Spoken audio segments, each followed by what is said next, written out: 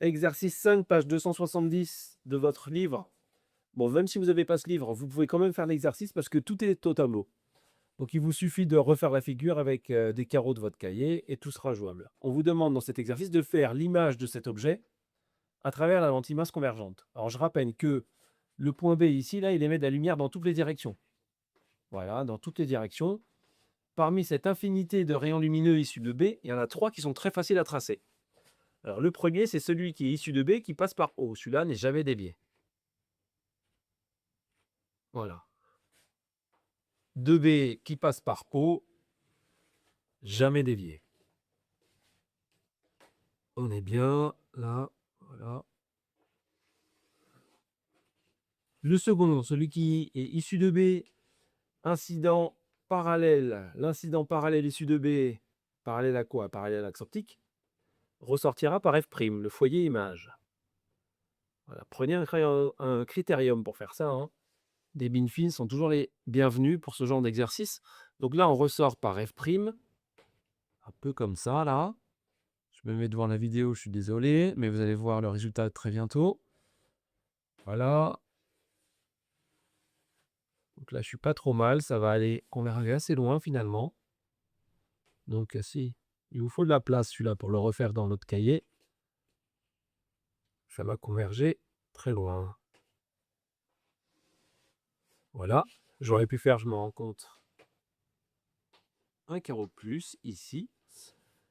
Et le troisième, si tout va bien, le troisième rayon devrait venir converger au même endroit là. Donc le troisième, c'est le rayon lumineux passant par F. Lui va ressortir, quand on passe par F, on ressort parallèle à l'axe optique. Et parallèle à l'axe optique, si c'est bien fait, ça vous fait un seul croisement à droite. Alors, moi, c'est moyen, moyen. Je vais essayer de tricher un petit peu. Voilà, je fais passer, je sais pas ce qu'on met. Voilà, bon, et ben, où est mon point B'? Il est là, B'. Le point A' se trouve à la verticale sur l'axe optique. Voilà. Donc là, j'ai A'B', exercice terminé. On aurait pu vous demander de calculer le grandissement, par exemple. Gamma, c'est pas le cas, mais bon, on peut le faire rapidement. Alors, gamma, le grandissement, si je le fais avec OA' et OA, je rappelle qu'il y a des barres au-dessus, là, je vais les mettre en rouge parce qu'elles sont importantes. Elles veulent dire quoi, ces barres en rouge? Elles veulent dire qu'il faut faire attention aux signes. OA', je vais vers la gauche, ça sera compté négativement. OA, pardon. OA compté négativement vers la gauche.